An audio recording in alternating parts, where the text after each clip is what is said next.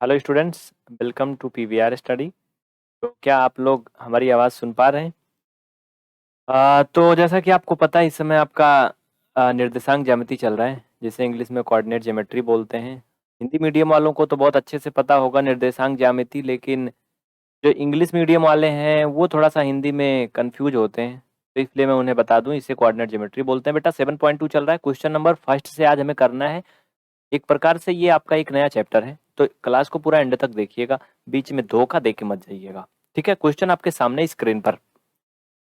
Math में question समझ जाओ ना, तो पूरी कहानी समझ में आ जाती है, आप सोल्यूशन समझ जाओगे। लेकिन पहले क्वेश्चन समझिए।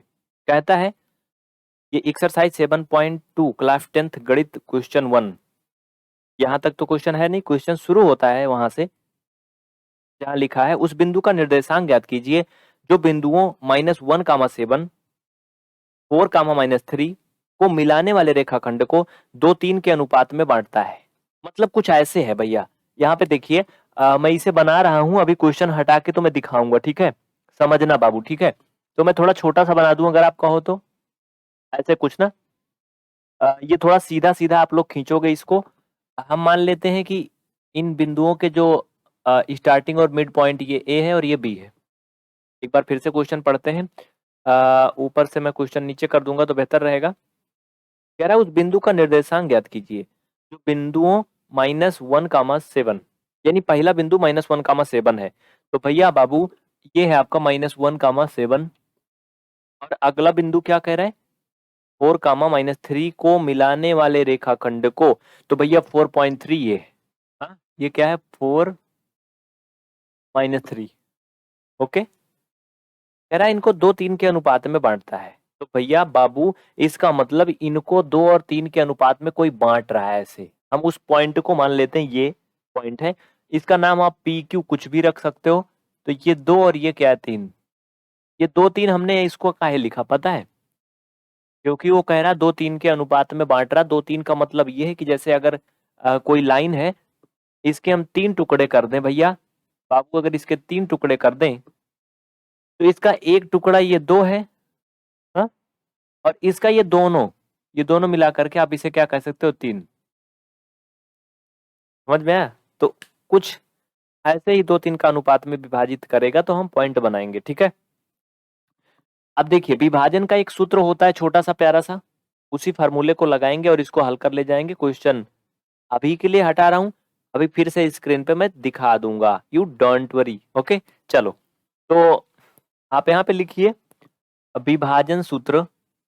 विभाजन सूत्र जिसे इंग्लिश में सेक्शन फार्मूला बोलते हैं ना, क्यों भाई? यही तो है। लिख लो फटाफट। इंग्लिश में हम बहुत ज्यादा अच्छे से तो नहीं बता सकते, लेकिन हिंदी में बहुत मस्त बताएंगे। हाँ, इंग्लिश मीडियम की क्लास भी चलवा देंगे, लेकिन अभी थोड़ा सब्र रखिए। बच्चे अभी हजारों में है, लाखों में हो जाए तो इंग्लिश वालों का भी चलेगा।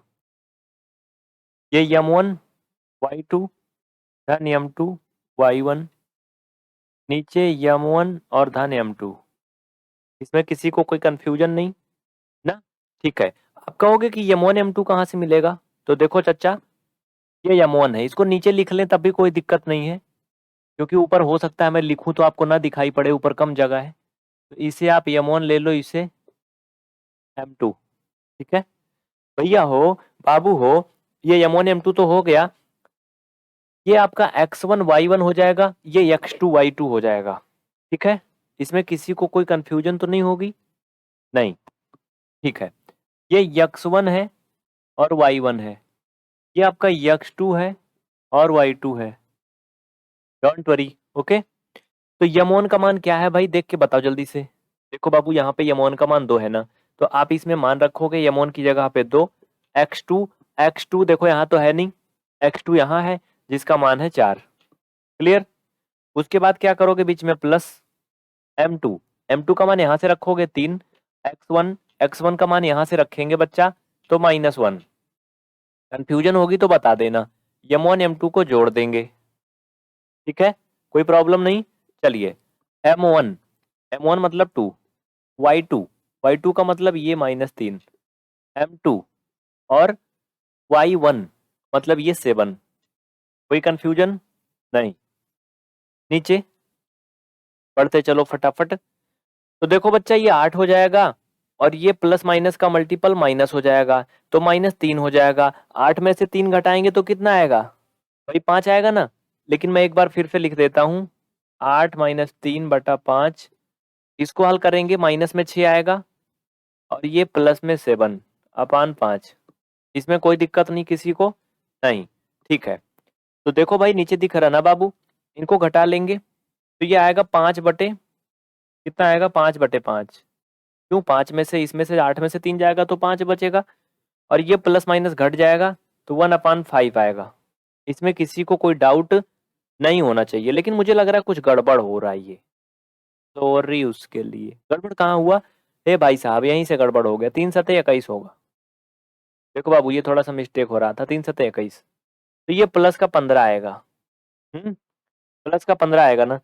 इसको हम अभी और भी सिंप्लीफाई कर सकते हैं ऐसे, तो 1/1 हो जाएगा और ये 3 आ जाएगा। फाइनल में हम इसे लिख सकते हैं 1,3, यानी हमारा जो वो पॉइंट आया वो 1,3 आया। पूछा क्या था इसमें बच्चा? एक बार क्वेश्चन फिर से दिखाऊंगा मैं, फिर आप नोट करना, अभी रुके रहो।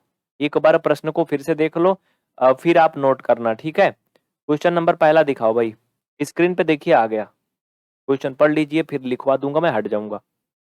कह रहा है उस बिंदु का निर्देशांक ज्ञात कीजिए जो बिंदुओं -1,7 और 4,-7 को 4,-3 को, स्क्रीन देखो, को मिलाने वाले रेखाखंड को 2:3 के अनुपात में बांटता है। तो भाई उस बिंदु का निर्देशांक कितना है? 1,3 है। क्वेश्चन देखिए, अब नीचे आप लिख लीजिए, मैं लाइनें बोल रहा हूं, लिख लीजिए सुन के। लिखिए, अतः उस बिंदु का निर्देशांक 1,3 है। अतः उस बिंदु का निर्देशांक 1,3 है जो बिंदुओं -1,7 और 4,-3 को 2:3 के अनुपात में विभाजित करता है। अतः उस बिंदु का निर्देशांक 1,3 है जो बिंदुओं -1,7 और 4,-3 को 2:3 के अनुपात में विभाजित करता है। हो गया?